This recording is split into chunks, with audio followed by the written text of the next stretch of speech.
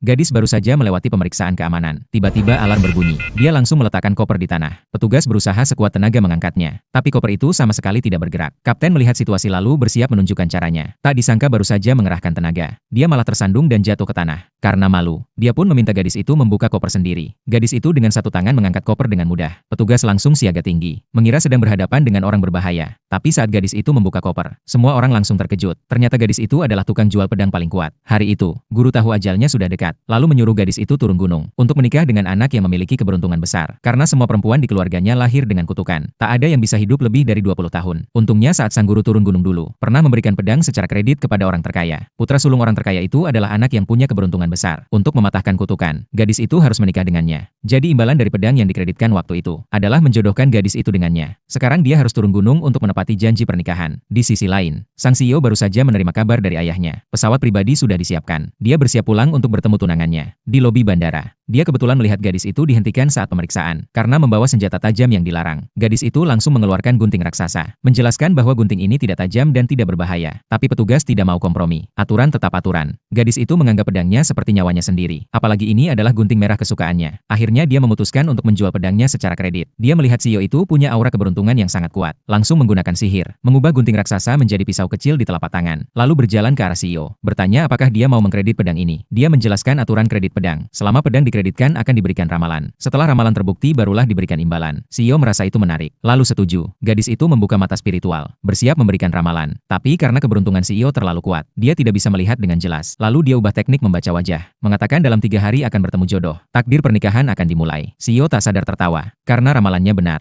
Jodohnya memang gadis di depannya ini. Gadis itu lalu memintanya kembali dulu. Nanti kalau ramalan terbukti dia akan datang menemuinya. Adik CEO khusus datang ke bandara untuk menjemput gadis itu pulang. Begitu naik mobil, gadis itu melihat aura hitam menyelimuti tubuhnya. Langsung menyarankan agar mengkredit pedang untuk mengusir sial. Adik kedua malah mengira dia penipu. Bilang tidak butuh. Gadis itu mengingatkan lagi bahwa hari ini akan ada bahaya berdarah. Memintanya untuk mengkredit pedang. Adik kedua bilang lebih baik omongan itu disampaikan ke ayahnya. Tapi saat dia lengah, gadis itu menyelipkan jimat di sakunya. Setelah itu mereka sampai di rumah orang terkaya. Tuan rumah dan istrinya menyambut gadis itu dengan hangat. Mengingat kembali jasa kakek gadis itu di masa lalu, yang membuat keluarga mereka bisa sukses seperti sekarang. Tuan rumah langsung bilang ingin mempercepat pernikahan mereka. Gadis itu menjelaskan, turun gunung kali ini bukan hanya untuk menepati janji, tapi juga menyelesaikan misi keluarga. Sekarang aura jahat menyebar. Kekuatan iblis berkeliaran. Dia harus turun tangan. Istri tuan rumah kaget mendengarnya. Gadis itu meramal bahwa malam ini setelah jam 10, jika adik kedua menyentuh mobil sport merah, akan terjadi kecelakaan berdarah. Kemungkinan akan cacat seumur hidup di bagian kaki. Belum sempat selesai bicara, pelayan datang melapor. Adik kedua sudah pergi dengan mobil sport merah. Ibu langsung ketakutan dan ingin menelepon untuk menghentikannya. Tapi gadis itu bilang dia sudah menempelkan jimat pelindung. Hanya ada iblis tingkat rendah yang merasuki, meski bentuknya seperti hantu.